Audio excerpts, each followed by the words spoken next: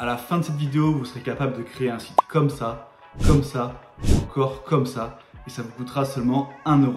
Cette vidéo est une formation complète et gratuite pour créer votre site de A à Z, et vous trouverez le sommaire en description pour accéder directement aux parties qui vous intéressent. On commence avec la première étape qui est de choisir un nom de domaine, c'est-à-dire l'URL de votre site, et de choisir un hébergeur pour que votre site soit en ligne. On est donc sur le site Yonos, qui est l'hébergeur avec le meilleur rapport qualité-prix. Je vous ai mis le lien en description et vous pouvez passer par ce lien si vous souhaitez me remercier pour cette formation gratuite.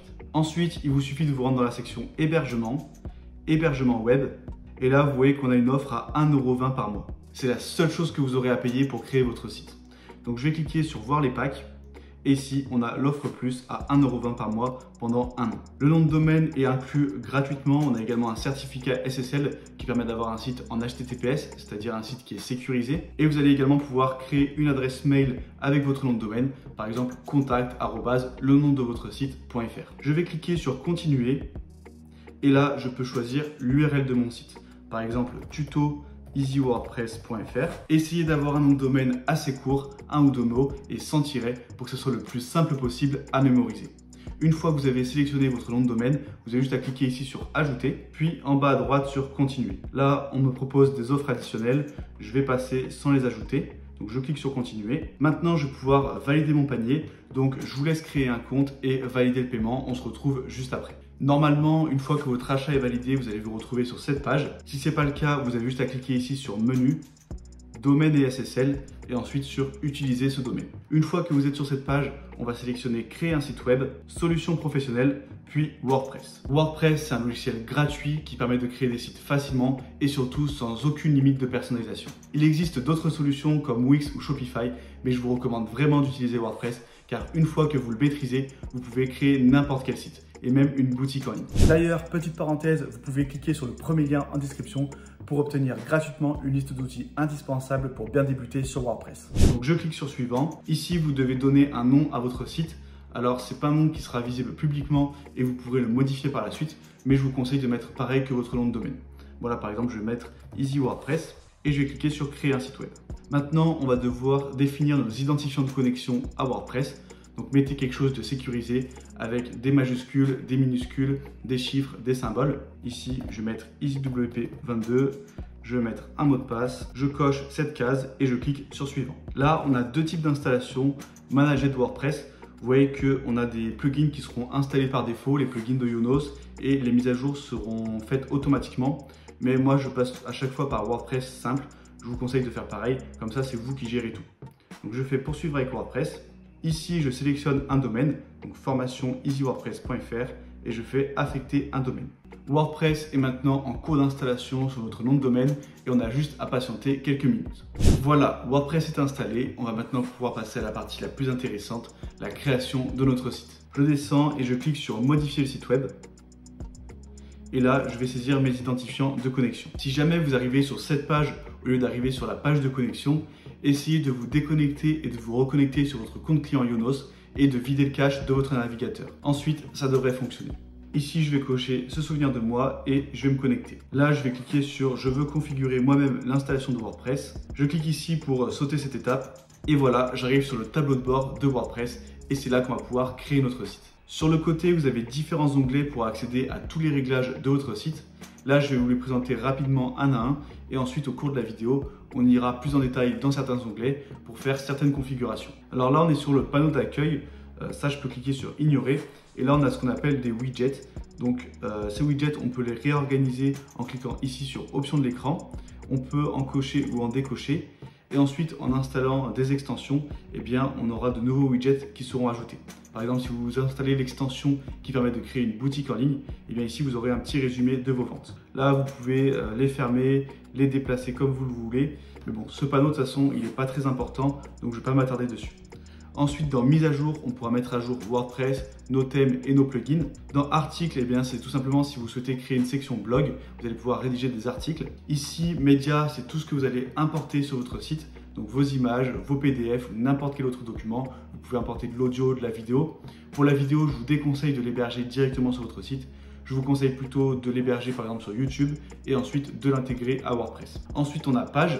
Donc là, ça va être les différentes sections de votre site, la page d'accueil, la page contact, page à propos et toutes les autres pages que vous souhaitez créer. Parfois, on a du mal à distinguer page et article. Il faut vraiment comprendre que page, c'est vraiment les sections de votre site et article, ça va tout être regroupé dans la même section, souvent une section blog ou actualité. Et les articles, on va pouvoir les catégoriser, mettre des étiquettes pour les regrouper par thème et les visiteurs vont pouvoir laisser des commentaires. Tandis que les pages, il n'y a pas de catégorisation, il n'y a pas de hiérarchie entre les pages, c'est tout au même niveau et c'est vraiment pour créer la structure de votre site. Ensuite, commentaires, eh bien, c'est les commentaires qu'on va laisser sur vos articles de blog. Apparence, c'est tout ce qui va gérer le design de votre site. Extension, donc là c'est une partie intéressante, c'est de sortes de petites applications qu'on va pouvoir installer sur WordPress et c'est vraiment ça qui fait la richesse de WordPress puisqu'il y a plein d'applications gratuites que vous allez pouvoir installer pour ajouter des fonctionnalités très facilement. Par exemple pour créer un formulaire de contact, pour accélérer votre site, pour optimiser le référencement ou pour créer une boutique en ligne. Ensuite, compte, eh bien, on aura tous les comptes utilisateurs, que ce soit les comptes administrateurs comme vous qui peuvent modifier le site ou bien les comptes clients ou les comptes abonnés. Outils, on ne s'y intéressera pas dans cette vidéo, c'est un peu plus avancé. Et réglages, on ira voir quelques réglages, mais pas tous. On ira voir les plus importants. D'ailleurs, on va de suite aller dans Réglages général. Et vous pouvez voir ici qu'on a l'URL de notre site qui est en HTTP. On va donc passer notre site en HTTPS grâce à ce qu'on appelle le certificat SSL. Ça, c'est indispensable d'une part pour rassurer vos visiteurs, puisque si vous n'avez pas de certificat SSL, vous voyez qu'en haut, c'est marqué non sécurisé. Donc ça n'inspire pas confiance. Et c'est également très important pour le référencement car Google pénalise les sites qui sont en HTTP. On va retourner sur Yonos, on va aller dans Domaine. Et ici, vous pouvez voir qu'on a un petit cadenas rouge. Je vais cliquer dessus. Ici, eh bien, je vais pouvoir choisir mon certificat SSL qui est prévu dans mon contrat et qui est gratuit. Donc je clique ici sur Activer maintenant. Là, je coche cette case pour dire que j'accepte les conditions d'utilisation et je fais configurer un certificat SSL. On a la notification comme quoi notre certificat SSL a bien été installé. Donc je clique sur OK. Maintenant, je vais retourner dans mes réglages et là, je vais ajouter un S à l'URL. Donc ça, faites-le vraiment une fois que vous avez activé le certificat SSL. Sinon, vous ne pourrez plus accéder à votre site. Là, je descends, je fais enregistrer les modifications. Ça me déconnecte de mon site, c'est normal. Mais là, vous pouvez voir maintenant qu'on a un petit cadenas en haut et qu'on a bien le certificat SSL qui est installé.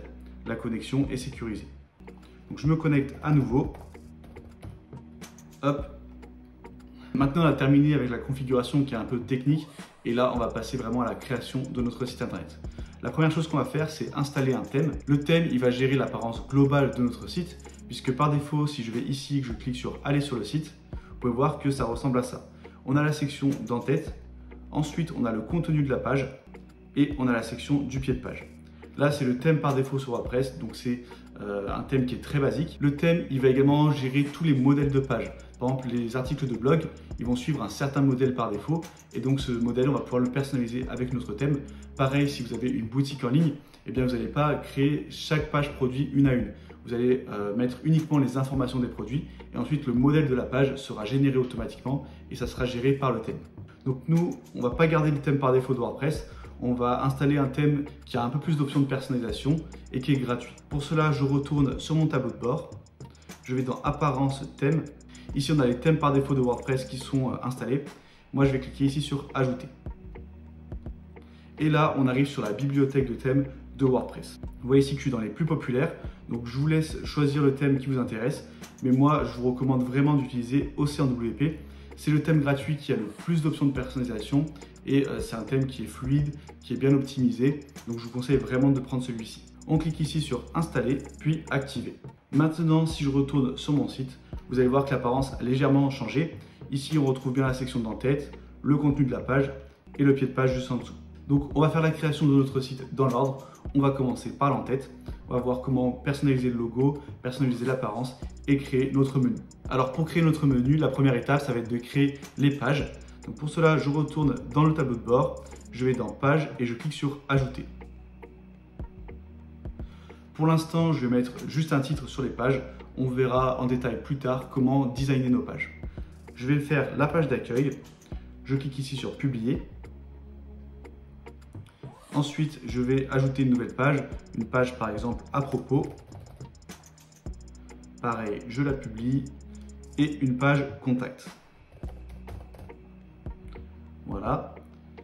Maintenant, si je vais dans toutes les pages, vous voyez que j'ai mes 3 pages que je viens de créer et on avait 2 pages par défaut qui étaient générées par WordPress, une page d'exemple et une page de politique de confidentialité. Moi, ces 2 pages, je vais les mettre à la corbeille. Et ici, donc, vous avez différents raccourcis, soit pour modifier votre page, faire une modification rapide. Ici, vous avez quelques options qui ne sont pas très utiles.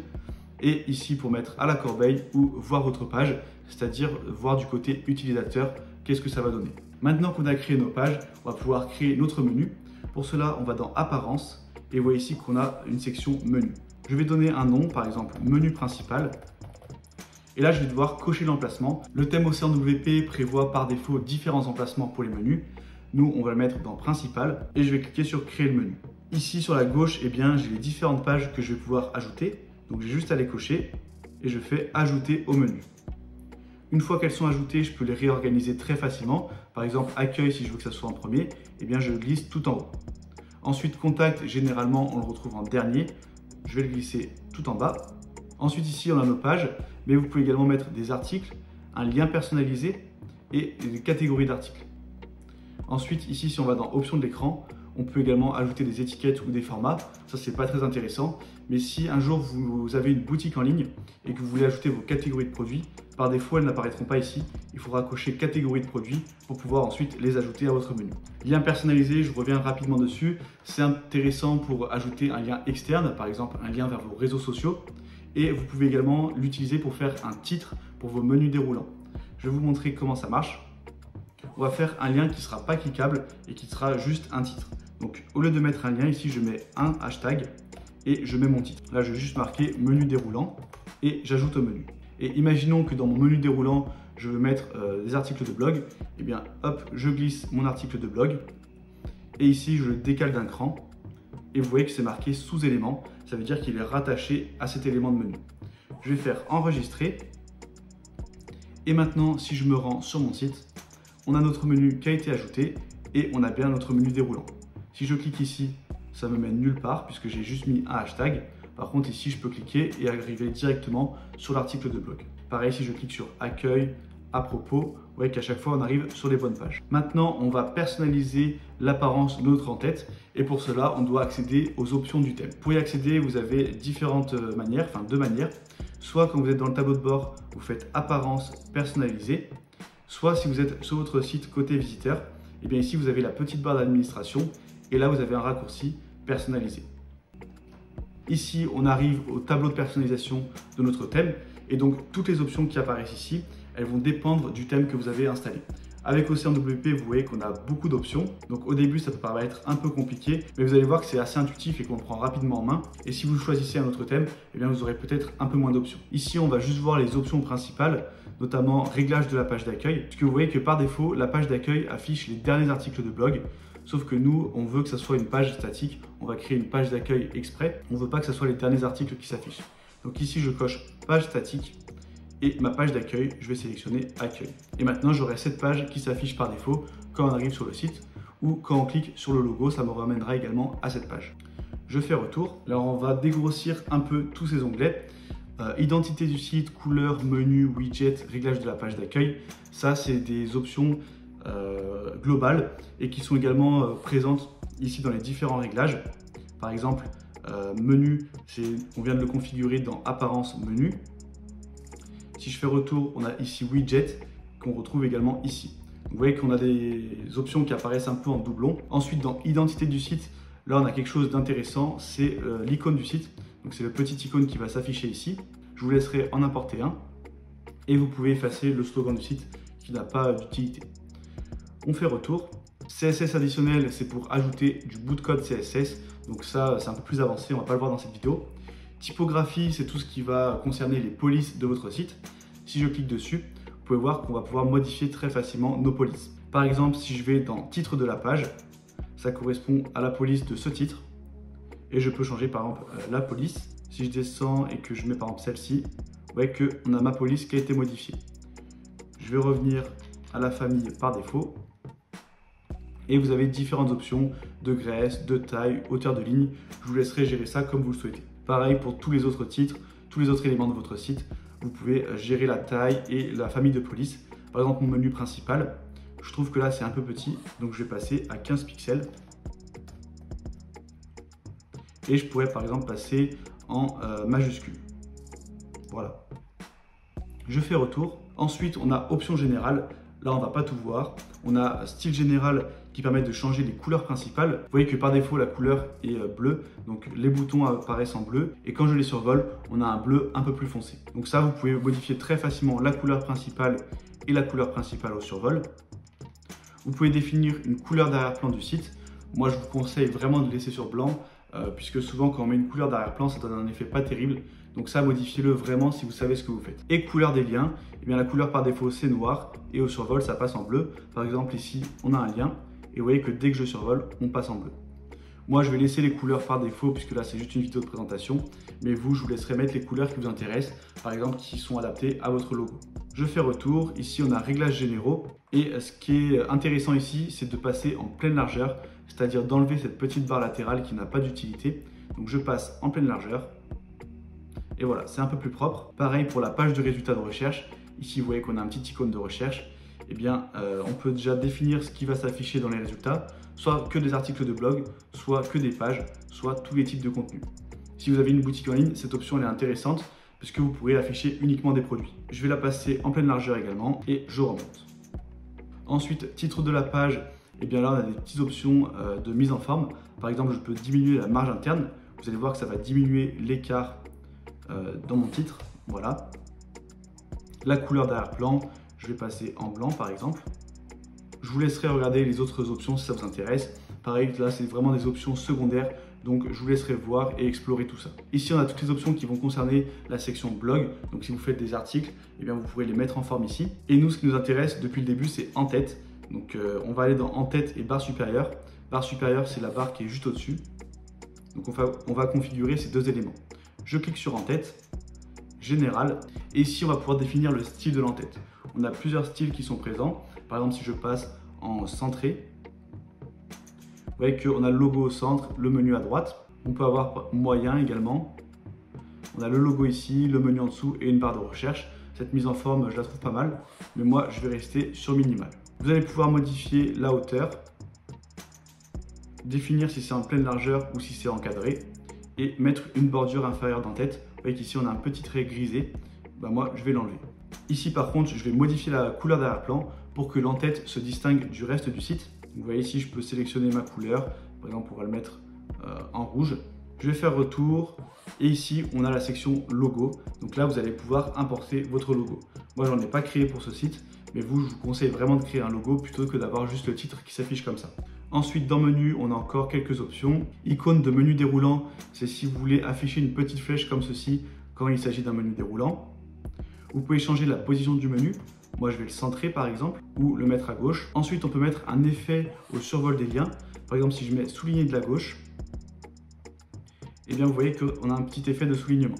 Donc, je vais laisser celui-ci. Moi, je vous laisserai tester les autres effets si ça vous intéresse. Et là, on va pouvoir modifier la couleur des liens. Donc, moi, je vais le mettre en blanc pour que ça ressorte bien. Et au survol, je vais le laisser en blanc également. Pareil pour l'effet de lien en blanc. Comme ça, on a tout qui est en blanc. Et il faut que je descende un petit peu et que je modifie pour le menu déroulant. Comme ça, ça apparaît également en blanc. Voilà, je vais faire retour. Et ici, on arrive dans la section menu mobile. Et donc, on va pouvoir aborder ce qu'on appelle le responsive design, c'est-à-dire avoir un site qui s'adapte aux différentes tailles d'écran. Vous voyez ici que j'ai des petites icônes. Et si je clique par exemple sur cette icône de smartphone, eh bien, ça me met en affichage téléphone. Et donc là, je vais pouvoir faire des modifications. Par exemple, importer un logo qui est différent, qui est un peu plus petit. Changer la disposition des éléments. Par défaut, on met le menu qui est à gauche, donc lien, logo, panier. Puisque sur la plupart des sites, c'est comme ça. Donc je vous conseille de mettre le lien à gauche. Là, vous voyez qu'on a un petit bug d'affichage. Mais ça, c'est uniquement sur la côté prévisualisation. Une fois que vous serez vraiment sur mobile, vous n'aurez plus ce bug d'affichage normalement. Ensuite, je vais décocher afficher le texte du menu et ensuite je vais laisser les autres options par défaut. Ensuite, quand vous êtes en mode mobile, vous pouvez faire des modifications qui vont s'appliquer uniquement sur le mode mobile. Par exemple, si je vais dans typographie, titrage, vous voyez ici qu'on a hauteur de ligne, interlettrage ou taille de police. Et bien, si je passe ici en mode ordinateur, ça va se modifier sur ordinateur et sur tous les autres appareils par défaut. Mais si vous voulez une taille différente sur mobile, par exemple, et bien je clique ici sur le petit icône. Et là, je mets par exemple 12 pixels. Et cette valeur, elle serait prise en compte uniquement sur smartphone. Sur ordinateur, on est bien à 23 et sur mobile, on est bien à 12. Et si on met rien, eh bien ce sera la valeur sur ordinateur qui sera prise par défaut. Je retourne ici dans l'entête, on avait vu toutes les options. Maintenant, on va s'intéresser à la barre supérieure.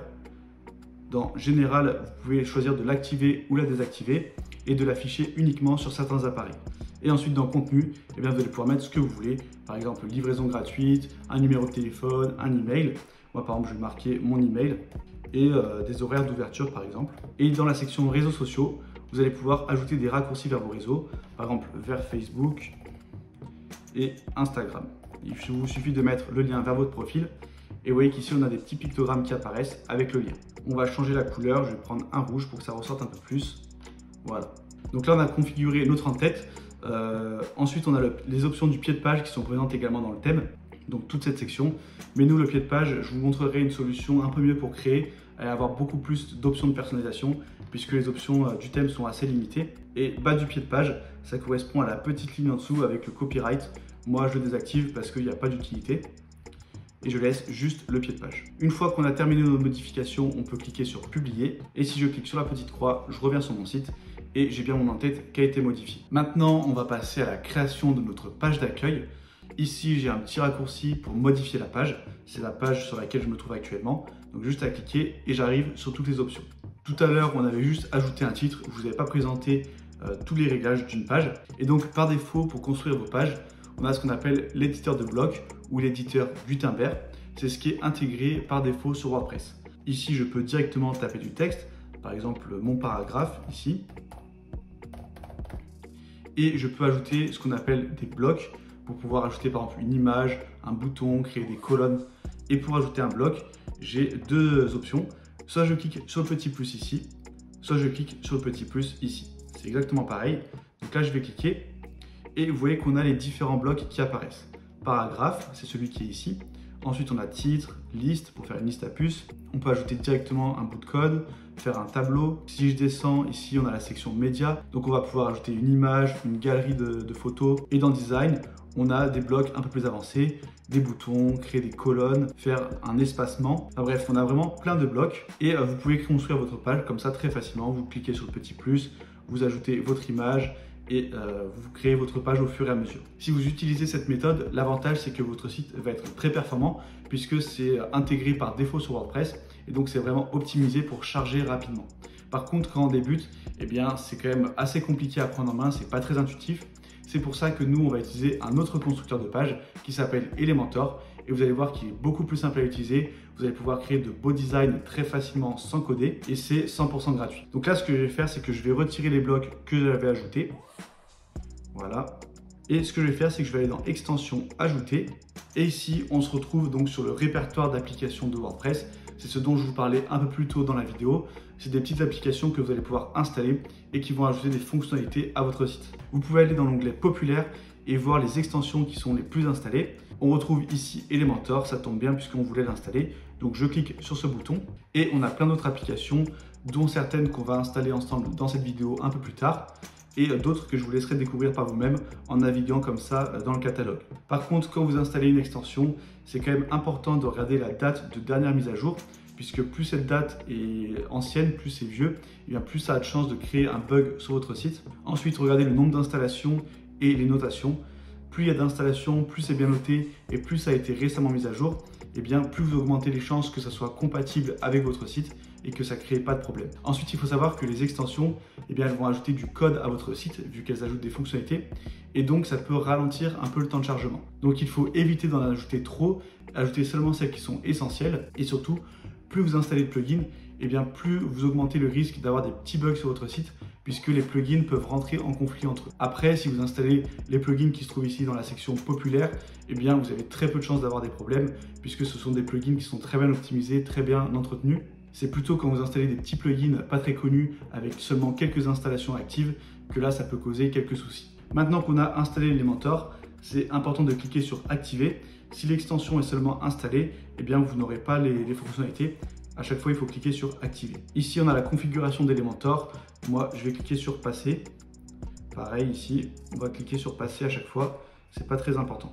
Et là aussi.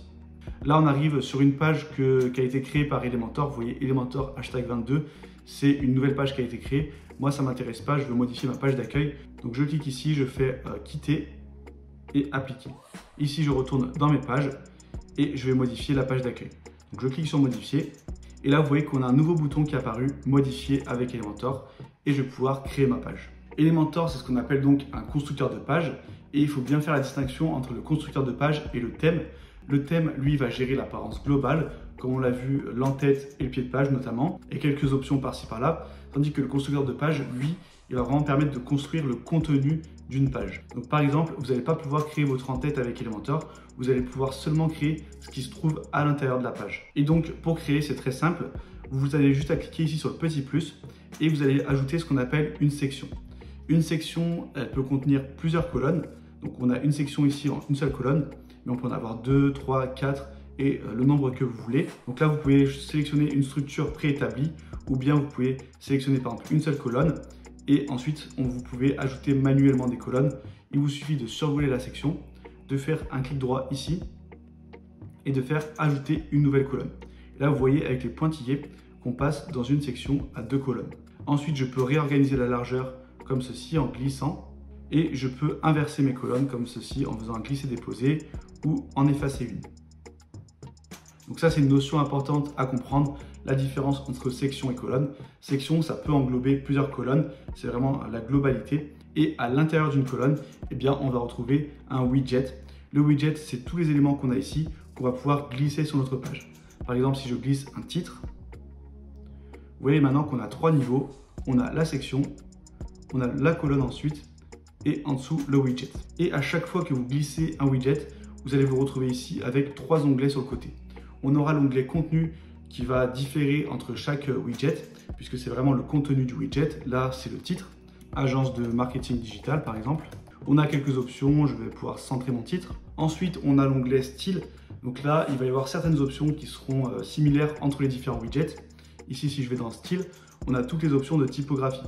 Couleur du texte, la famille de police, la taille, contour du texte, ombre du texte. Et donc ça, ces options, eh bien, à chaque fois que vous allez ajouter un widget où il y a du texte, vous aurez exactement ces mêmes options de style. Par exemple, ici, je peux modifier très facilement la couleur. Dans typographie, on peut changer la famille, la taille. Je vais agrandir un peu, par exemple. Je peux ajouter un contour ou une ombre. Et ensuite, on a le 3e onglet, qui est l'onglet avancé. Et là, vous allez retrouver exactement les mêmes options pour tous les widgets.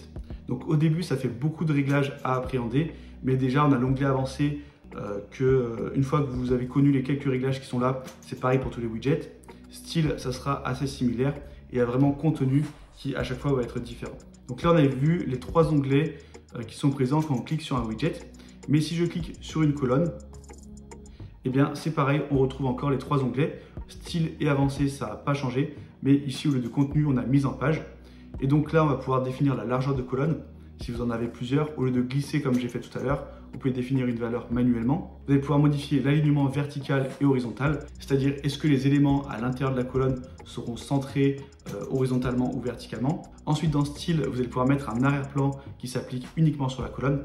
Donc je vais ajouter une 2e colonne pour que vous puissiez voir la différence. Ici, par exemple, si je retourne dans les réglages, que je mets arrière-plan et que je mets une couleur, vous voyez que ça me le fait uniquement sur ma colonne de gauche. Ensuite, en arrière-plan, au lieu de mettre une couleur, je peux mettre une image, juste à cliquer ici et à sélectionner une image sur mon ordinateur. Là, je vais enlever l'arrière-plan. Ensuite, on peut ajouter une bordure. Par exemple, si je me mets en continu, que là, je mets une largeur à 2 pixels, vous voyez que ça m'a ajouté une bordure uniquement sur ma colonne. Et je peux faire des réglages de typographie qui vont s'appliquer à tous les éléments. Si je mets plusieurs titres, plusieurs paragraphes et des boutons, et bien là, vous allez pouvoir modifier les couleurs de toute la colonne d'un seul coup. Et maintenant qu'on a vu les réglages des widgets, des colonnes, on a également les réglages de la section. Donc là, si je clique dessus, on a des réglages qui vont englober tout ce qui est à l'intérieur de cet encadré bleu. Par exemple, on peut passer en pleine largeur et étirer la section. Et donc là, j'ai ma section qui va prendre toute la largeur de ma page. Vous allez voir la différence si je mets une couleur d'arrière-plan. Hop, je me mets en rouge encore une fois. Vous voyez ici déjà que ça ne me met pas juste sur la colonne, ça me met sur toute la section. Et vu que j'ai coché ici étirer la section et pleine largeur, eh bien vous voyez que ça me fait vraiment tout le long. Tandis que si je décoche, vous voyez que ma section est limité. Ensuite, dans Avancer, vous allez pouvoir ajouter de la marge ou de la marge interne. La marge, c'est de l'espace qui va être ajouté en dehors de la section, donc en dehors de l'encadré. Et la marge interne, ça va être ajouté dans l'encadré.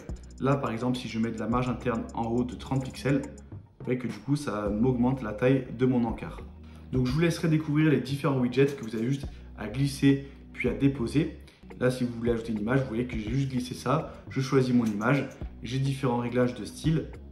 Pareil, si je veux mettre un bouton, je prends le widget bouton, je le glisse et j'ai encore une fois plein de réglages qui apparaissent.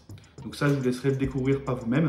Mais si vous vous sentez un peu perdu sur Elementor, j'ai fait une formation gratuite sur ma chaîne YouTube. Donc je vous affiche la vidéo juste au-dessus. C'est une vidéo de plus d'1 heure dans laquelle je vous présente en détail toutes les options d'Elementor. Moi, ce que je vais faire là, c'est que je vais cliquer sur la petite croix, je vais repartir de zéro et je vais créer une section rapidement. Comme ça, vous allez pouvoir observer comment je m'y prends. Donc là, je vais étirer la section et je vais mettre une image en arrière-plan. Donc je vais chercher une image d'agence marketing. J'ai trouvé une image que je vais téléverser, donc je fais sélectionner des fichiers, je la sélectionne et ici, je fais insérer un média. Mon image a bien été intégrée. Pour l'instant, on ne la voit pas, c'est normal, c'est parce que j'ai mis aucun élément et donc ma section est toute petite. Ce que je vais faire, c'est que je vais ici aller dans mise en page et je vais sélectionner une hauteur minimum. Voilà, 400 pixels, comme ça je sais que ma section fera minimum 400 pixels et qu'on aura l'image qui sera donc un peu plus visible. Je vais ajouter un titre, par exemple agence de marketing digital, je le centre, je le mets en blanc et je vais agrandir un peu la typographie, que je peux vraiment agrandir au pixel près et je vais passer tout en majuscule. Ce que je vais faire sur l'arrière-plan de ma section, je vais ajouter ce qu'on appelle une superposition d'arrière-plan, juste ici, et je vais mettre une couleur noire pour assombrir l'image et faire ressortir le texte. Ensuite, je vais faire remonter un peu la section, ici en mettant ce qu'on appelle des marges négatives. Vous voyez que ça va me décaler vers le haut ma section. Là, je pourrais ajouter en dessous du texte, donc hop, je vais le mettre en blanc, en centré et un peu plus gros, par exemple 19 pixels. Et je vais mettre des marges internes pour que ça soit un peu plus resserré, voilà. Et je pourrais ajouter un bouton nous contacter. Ici, il faudrait que je mette le lien vers la page contact et je vais changer la couleur, je vais mettre un rouge. Donc voilà, j'ai fait une création très rapide juste pour avoir une page d'accueil. Ici, je vais cliquer sur mettre à jour pour enregistrer mes modifications. Et la dernière chose que je vais vous montrer qui est très importante sur Elementor, c'est encore une fois le responsive design. Donc pour créer sur téléphone, ici vous voyez qu'on a un petit icône mode responsive. Je clique dessus et je peux passer en mode smartphone. Et là, c'est pareil que pour le thème, je vais pouvoir faire des réglages. Vous voyez que sur le texte, sur l'ordinateur, j'avais ajouté de la marge sur les côtés pour resserrer un petit peu le texte. Et bien cette marge, du coup, sur mobile, elle est prise en compte et ça fait quelque chose de pas terrible du tout. Donc ce que je vais faire, c'est que je clique sur le widget. Là, je vais dans Avancer et vous voyez que marge interne, par défaut, il m'a pris mes valeurs ordinateur, donc 200. Moi là, je vais passer à 0. Et vu qu'on a le petit icône ici de smartphone, ça veut dire que cette valeur, elle sera prise en compte uniquement sur mobile. Et pour chaque réglage où vous voyez ce petit icône, ça veut dire que vous pouvez modifier la valeur uniquement selon le type d'appareil. Par exemple, ici, je peux repasser en ordinateur ou bien repasser en mobile. Et donc comme ça, vous allez pouvoir très facilement créer votre page qui s'adapte au smartphone. Vous avez également d'autres options qui sont importantes pour le responsive. Ici, dans Avancer, à chaque fois, vous retrouvez un onglet qui s'appelle Responsive et vous allez pouvoir masquer certains éléments selon le type d'appareil. Par exemple, ici, si je coche masquer sur mobile, vous voyez que le texte apparaît grisé. Donc voilà, vous pouvez modifier par exemple la taille de police en fonction du type d'appareil et vous pouvez masquer certains éléments en fonction du type d'appareil. Et avec ça, vous allez pouvoir créer votre page qui s'adapte au smartphone. Je repasse sur ordinateur et je clique sur mettre à jour. Si je clique ici sur le petit œil, je peux prévisualiser les modifications et voilà à quoi ressemble ma page d'accueil. Je vais ajouter un peu des éléments en dessous. Je vais ajouter par exemple une section en 4 colonnes. Ici, je vais prendre icône, boîte d'icônes. Et là, on pourrait ajouter par exemple les différents services que l'agence propose.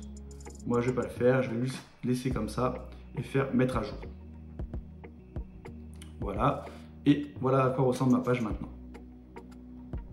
Je vais juste ajouter un petit peu d'espace. Et pareil en bas. Ici, j'actualise et c'est un peu mieux.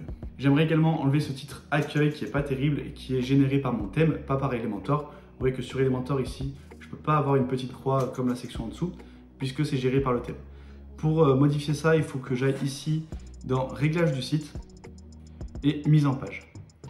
Ici, vous voyez qu'on peut sélectionner le sélecteur de titre de la page. Donc, c'est celui-ci qu'il faut mettre si vous avez le thème OceanWP.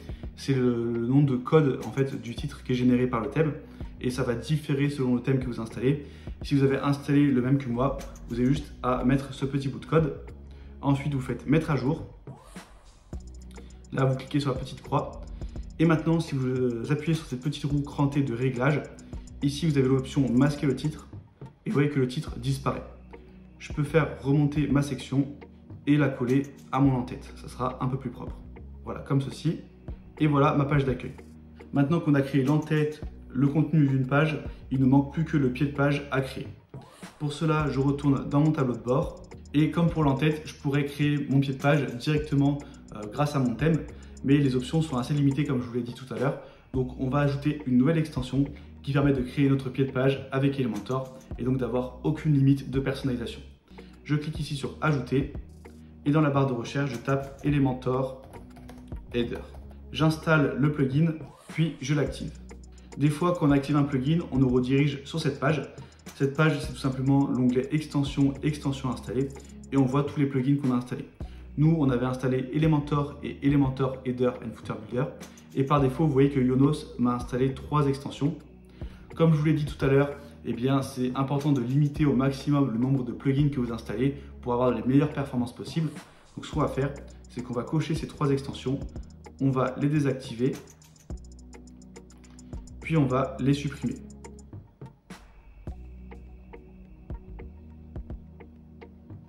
Quand vous installez une extension, vous voyez que ça rajoute un nouvel onglet. Ça m'a rajouté l'onglet Elementor et Modèle. Parfois, les onglets seront un peu cachés, par exemple dans Réglages, dans Apparence, ça dépend de ce que vous installez. Là, par exemple, Elementor Header and Footer Builder, eh bien, ça m'a ajouté un onglet ici. Si un jour vous installez une extension et que vous ne retrouvez pas le nouvel onglet, eh bien, pour accéder au réglage du plugin, il vous suffira d'aller dans Extensions installées. Et ici, à chaque fois, vous voyez que vous avez un raccourci directement. Donc moi, je vais dans Réglages. Et là, je vais pouvoir créer mon pied de page avec Elementor. Je clique sur Ajouter nouveau. Ça, je fais passer. Et là, je vais taper pied de page. Ici, type de modèle, nous, on veut créer un pied de page. Mais vous voyez que vous pouvez également créer un en-tête avec Elementor et une section qu'on appelle avant le pied de page. Donc là, ça va être utile si vous créez votre pied de page avec votre thème, avec les options par défaut, mais que juste avant, vous voulez ajouter un petit encart que vous créez avec Elementor. Par exemple, un encart pour s'inscrire à une newsletter ou un encart où vous donnez quelques informations importantes. Eh bien, vous allez pouvoir cocher avant le pied de page. Mais nous, on va tout faire avec Elementor, donc on coche cette section. Je vais l'afficher sur tout le site et je clique sur Publier. Maintenant, je fais Modifier avec Elementor. Là, je vais ajouter par exemple 3 colonnes. Je vais mettre une couleur d'arrière-plan sur ma section pour que ça se distingue du reste du site. Donc là, je mets voilà, un petit noir comme ça et je vais mettre mes titres. Donc, par exemple, nous contacter. Là, je passe en blanc. Si je vais faire copier, coller, comme ça, on a directement la bonne mise en forme. Et je vais marquer, par exemple, ici, information et nous suivre. Dans nous contacter, je pourrais mettre, par exemple, une liste d'icônes avec numéro de téléphone, email, adresse. Donc là, il faudrait que je modifie le contenu et la mise en forme. Voilà, je vais juste mettre en blanc pour l'exemple. Je vais assez rapidement, hein. Je vous laisserai voir les options si ça vous intéresse. Pareil, dans information, je pourrais mettre différents liens. Donc là, je mets éditeur de texte et je mets par exemple un lien vers les mentions légales et une FAQ. Pour ajouter un lien, c'est très simple. Ici, vous sélectionnez, vous cliquez sur ce petit bouton et vous ajoutez le lien vers la page mention légale, par exemple. Là, je vais passer en blanc et je vais centrer. Et dans nous suivre, on a un petit widget qui s'appelle réseaux sociaux et on va pouvoir mettre les icônes de nos réseaux sociaux. Je fais mettre à jour. D'abord, je vais ajouter un petit peu d'espace ici dans marge interne, par exemple 50, non, un petit peu moins, 20 et 20 en bas. Maintenant, si je retourne sur mon site et que je descends, vous pouvez voir que mon pied de page a bien été créé. Et peu importe où je suis, par exemple si je suis sur la page à propos, j'ai toujours mon pied de page qui est identique et pareil pour mon en-tête, puisque ça, ce sont des éléments qui ne changent pas entre les différentes pages. Ce qu'on va faire maintenant, c'est qu'on va créer notre page contact et ajouter un formulaire de contact. Pour cela, on va encore une fois installer une extension. Je retourne sur le tableau de bord, dans Extension ajouter. Et ici, je tape Formidable Form. Je l'installe et c'est cette extension Formidable Form Builder que je vais installer puis activer. Une fois que l'extension est activée, ici, je peux créer un nouveau formulaire. Je clique dessus, là, je vais marquer Contact et je fais Créer. Et ici, je vais pouvoir créer mon formulaire de contact très facilement grâce à un système de glisser-déposer comme Elementor. Par exemple, je mets texte et ici, je vais pouvoir le configurer, par exemple, prénom. Je peux cocher cette case si je veux que ça soit un champ obligatoire. Ensuite, je retourne dans Ajouter des champs. Là, je peux ajouter, vous voyez, un champ juste à droite pour que ça soit en 2 colonnes. Et ici, je vais marquer nom. Pareil, on va le mettre en requis. Ensuite, on va ajouter le champ email, on va mettre en dessous. Et le champ paragraphe pour qu'on puisse écrire le message. Donc ici, je marque message, que je mets en requis et pareil pour l'email. Là, je suis allé très rapidement, mais j'ai fait une vidéo de présentation complète de ce plugin. Je vous l'affiche juste au-dessus. Je vais faire mise à jour. Ici, je clique sur la petite flèche et je retourne dans formulaire. Là, vous voyez que j'ai mon formulaire qu'on vient de créer et on avait un formulaire par défaut qui était créé par le plugin. Ce qu'on va faire maintenant, c'est qu'on va l'intégrer à notre page contact. Je retourne ici dans page, toutes les pages et je fais modifier. Je clique sur modifier avec Elementor. Et là, on va pouvoir créer notre page contact. Ici, vous pouvez utiliser le widget accordéon pour mettre les questions fréquentes que vous recevez très souvent. Si vous avez souvent des questions qui reviennent par email, et bien pour éviter d'avoir beaucoup d'emails, vous pouvez ici mettre les questions principales. Par exemple, si vous avez une boutique en ligne, quels sont les délais de livraison et puis-je annuler ma commande? Et ici, juste en dessous, vous mettez les réponses à chaque question. Comme ça, la personne, quand elle arrive sur la page, eh bien, au lieu de saisir quelque chose dans le formulaire, elle peut avoir directement sa réponse ici. Ensuite, je vais ajouter une section en 2 colonnes. Je vais mettre un petit peu de marge, par exemple 50 pixels pour ajouter de l'espace. Et à droite, enfin à gauche, pardon, vous pourriez mettre différentes boîtes d'icônes avec vos coordonnées. Par exemple ici, un numéro de téléphone. On va changer le positionnement de l'icône, on va mettre comme ceci. Et dans style, je vais réduire un peu la taille de l'icône. Voilà. Là, je vais faire dupliquer. Ici, on pourrait mettre une adresse mail et on va changer l'icône. Là, je vais taper enveloppe.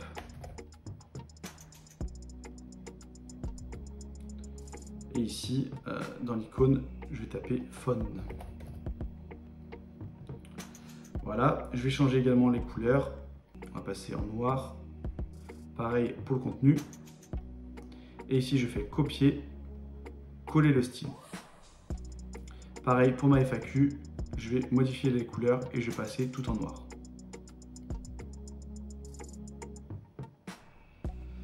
Voilà. Et à droite, eh bien, je vais ajouter mon formulaire de contact. Ici, je décale un petit peu et je tape formidable. Et vous voyez qu'un nouveau widget a été créé par le plugin qu'on a installé. J'ai juste à le glisser et à sélectionner mon formulaire de contact. Et voilà, j'ai mon formulaire qui s'affiche.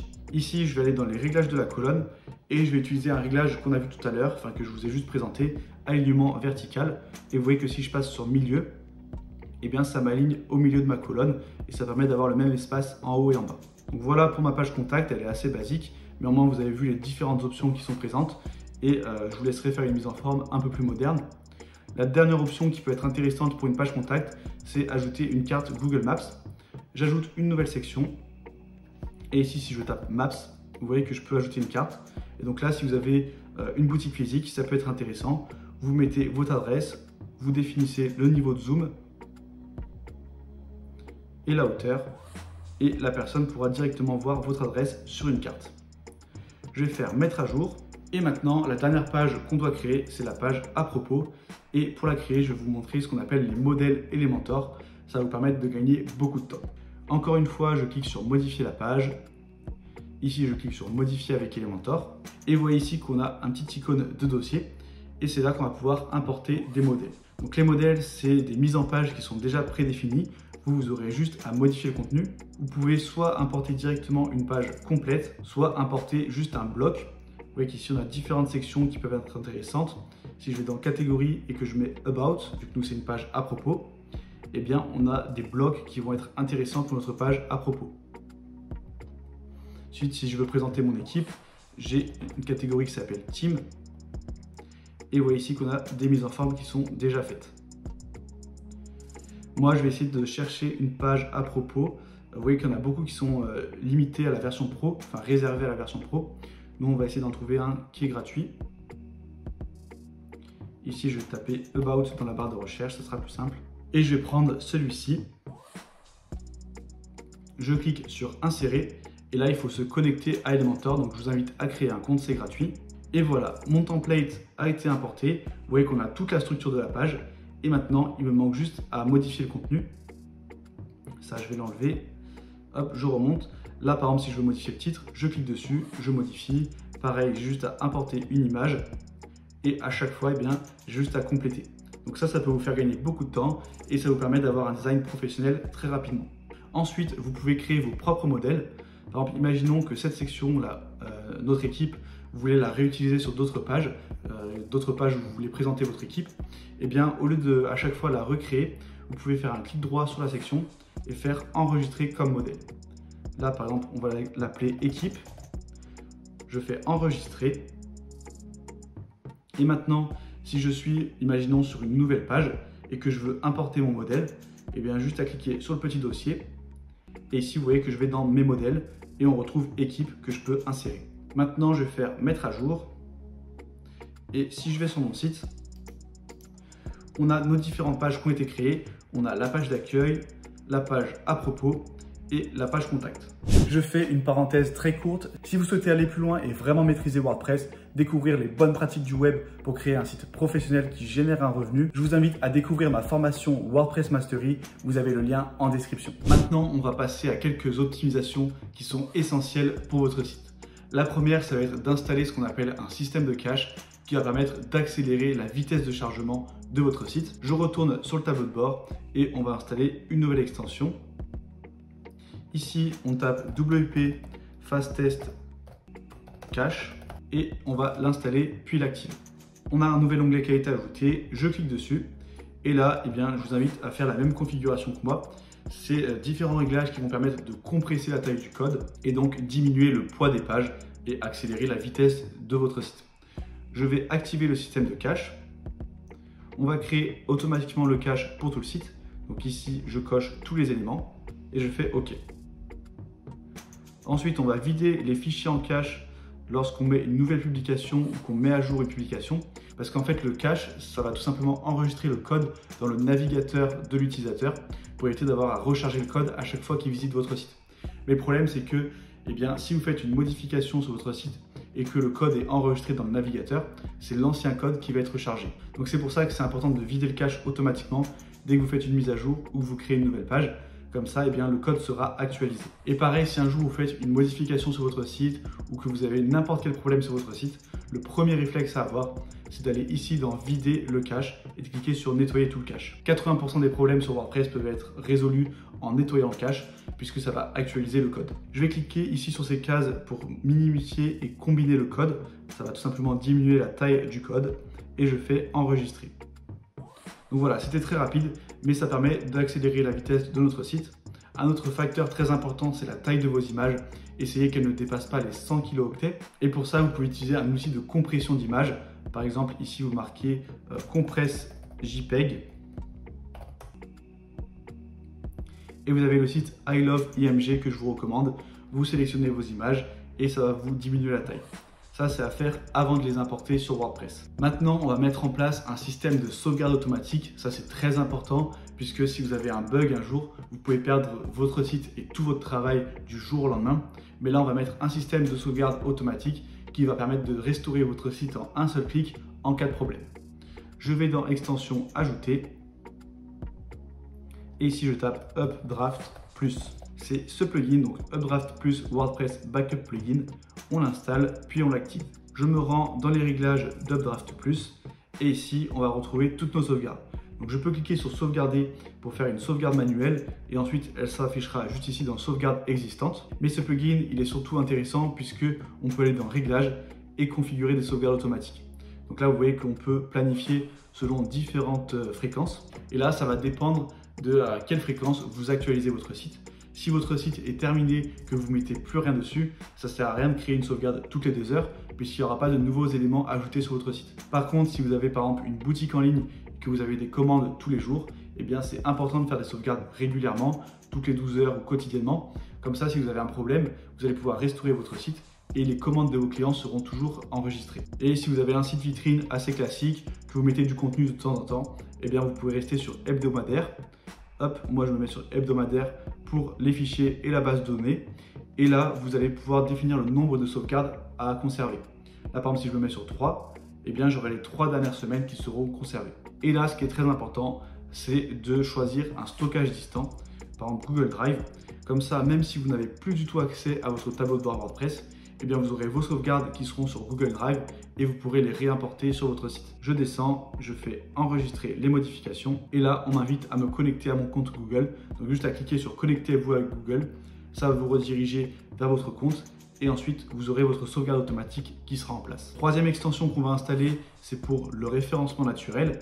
Je clique sur ajouter et on va taper Yoast SEO.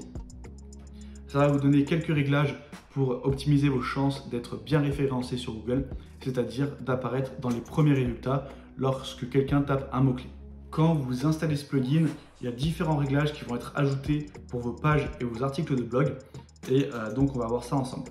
Là, je vais cliquer sur modifier et vous voyez que si je descends, j'ai la section Yoast SEO qui a été ajoutée. Je vais pouvoir définir une requête cible, c'est-à-dire le mot-clé sur lequel je veux que cette page ressorte. Donc il faut avoir une requête cible unique pour chacune de vos pages et de vos articles de blog. Là par exemple c'est ma page d'accueil, donc j'ai envie de ressortir sur le mot-clé agence de marketing.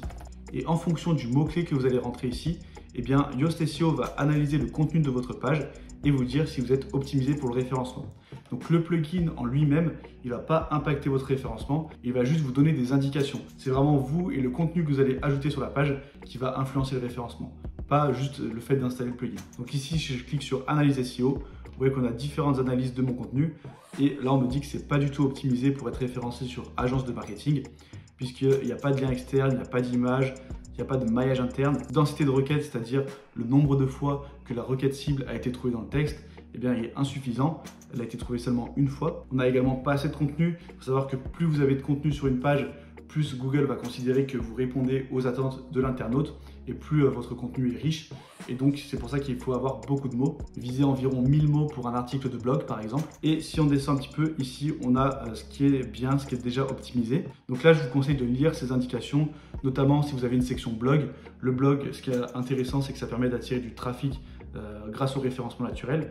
Donc si vous avez une section blog, à chaque fois définissez une requête cible et lisez toutes les indications pour savoir si votre article est optimisé. Après, sur une page comme par exemple la page contact ou à propos, là c'est assez secondaire, ça va être compliqué d'attirer du trafic grâce à ces pages. Là c'est plutôt des pages qui sont destinées aux utilisateurs qui sont déjà sur votre site. Ce ne sont pas des pages d'acquisition de trafic. On remonte et ici par contre on a le titre SEO, l'URL et la métadescription et ça il faut l'optimiser pour chacune de vos pages et chacun de vos articles. C'est tout simplement ce qui va apparaître dans les résultats de recherche Google. Là on a les résultats sur mobile et on peut voir en mode bureau. Et donc ici au lieu d'avoir accueil Easy WordPress, on peut taper par exemple agence de marketing Easy WordPress. Et dans la métadescription, il va falloir inciter au clic et interpeller l'internaute. Par exemple, cliquez ici pour découvrir tous nos services et augmenter la notoriété digitale de votre entreprise. Vous voyez, au fur et à mesure que je tape, on avait le curseur qui augmentait. Là, c'est légèrement trop court, donc c'est encore orange. Et dès qu'il y aura assez de caractères, eh bien, ça passera en vert. Donc là, on était sur l'onglet SEO, mais pour les articles de blog, vous avez également un onglet lisibilité qui est intéressant et ça va analyser votre texte et voir s'il est facile à lire. Par exemple, s'il y a des paragraphes assez courts, des phrases courtes, des phrases pas trop compliquées. Donc ça, c'est pareil. Je vous conseille également de suivre ces optimisations. Je vais faire mettre à jour et on a des réglages dans Yoast SEO qui sont intéressants. Je vais aller dans Réglages SEO et là, vous allez pouvoir automatiser la génération des métatitres et des métadescriptions. Donc ce qu'on vient de décrire à la main tout à l'heure. Vous allez pouvoir créer des modèles comme ceci pour que ça soit généré automatiquement. Ça peut être pratique par exemple si vous avez une boutique en ligne avec beaucoup de produits, et bien au lieu de taper manuellement à chaque fois le titre et la description qui vont apparaître dans les résultats de recherche Google, ici vous allez pouvoir créer un modèle, par exemple avec le titre du produit. Donc, vous mettez juste titre, vous mettez une séparation comme ça, et par exemple le titre de votre site. Donc vous faites insérer une variable et titre du site.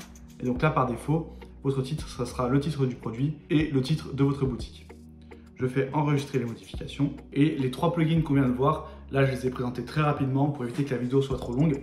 Mais si vous voulez plus d'explications, à chaque fois j'ai fait une vidéo dédiée pour chaque plugin que vous retrouverez sur ma chaîne YouTube. Tout à l'heure, on a vu comment importer des modèles de pages sur Elementor. Là, je vais vous présenter une option qui permet d'importer directement tout un site qui sera créé. Donc votre en-tête, votre pied de page, toutes les pages et toute la structure du site. Ça peut être pas mal si vous voulez ne pas partir de zéro et gagner du temps, que vous n'avez pas trop d'inspiration. Vous allez pouvoir importer directement un modèle. Pour cela, on va encore ajouter une extension et on tape ici Océan Extra. Même si vous ne voulez pas importer de modèle de site, je vous recommande vraiment d'installer cette extension parce qu'elle ajoute beaucoup d'options au thème Océan WP. Par contre, si vous n'avez pas le thème Océan WP, ça ne sert à rien d'installer puisqu'elle est liée à ce thème. Je clique sur Activer. Ça, je vais fermer. Et là, Océan Extra, ça m'a ajouté un petit panel ici qu'on va aller voir juste après. Mais avant, je vais vous montrer des options intéressantes que ça ajoute. Si je clique ici sur Modifier, et bien pour chaque page et chaque article de blog, vous allez avoir des options comme ça individuelles qui ont été ajoutées. Par exemple, le titre, on a vu tout à l'heure qu'on devait ajouter un petit bout de code pour le masquer. Et bien là, pas besoin d'ajouter un bout de code, vous pouvez directement le désactiver en cochant cette case. Vous allez pouvoir définir si vous ajoutez une colonne latérale ou pas sur une page et définir par exemple un en-tête qui va être différent en fonction de la page sur laquelle vous vous trouvez. Vous avez vraiment plein d'options individuelles que je vous laisserai regarder. Nous, ce qui nous intéresse, c'est les modèles de site. Donc on clique ici sur Océan WP, ça je vais le passer et on arrive sur le panel de notre thème. Et vous voyez ici qu'on a une option pour installer des démos. Je descends et là, c'est les modèles de site qui sont présents par défaut et qui sont gratuits. Par exemple, si je veux créer un site pour un coach sportif, eh bien je peux cliquer ici sur prévisualisation en direct et voilà à quoi ressemblera mon site. Donc, je vais pouvoir importer exactement ce design. Donc je reviens ici sur mon panel et là je vais faire importer. On me dit qu'il me manque des extensions pour avoir vraiment toutes les fonctionnalités exactement comme la démo. Vous pouvez les installer ou alors vous pouvez les ignorer. Vous aurez juste quelques fonctionnalités en moins. Par exemple, social sharing, c'est pour avoir des partages sur les réseaux sociaux. C'est pas très intéressant. Et WP Form, c'est pour les formulaires de contact. Mais nous, on en a déjà créé un, donc on n'en a pas besoin. Et Sticky Header, c'est pour avoir l'entête épinglée. Et ça, c'est un module qui est payant, donc on ne va pas l'installer. On va juste faire aller à la prochaine étape et on va installer cette démo. Et voilà, la démo a été installée et vous voyez que je me retrouve très facilement avec un beau site au design professionnel. Et là, j'aurais juste à modifier le contenu. Imaginons que je sois un coach sportif, eh bien j'ai toute la structure qui est déjà en place et je peux très rapidement avoir mon site qui est en ligne. Et même si vous n'êtes pas coach sportif, que vous aimez juste la structure, vous pouvez très bien prendre ce template et modifier les images, modifier le contenu pour que ça soit adapté à une autre activité. Vous pouvez télécharger gratuitement les 17 ressources WordPress indispensables. Vous retrouvez les meilleurs thèmes, outils et plugins pour bien débuter sur WordPress. Et si vous souhaitez développer vos compétences sur WordPress, pensez à vous abonner pour ne louper aucun tuto.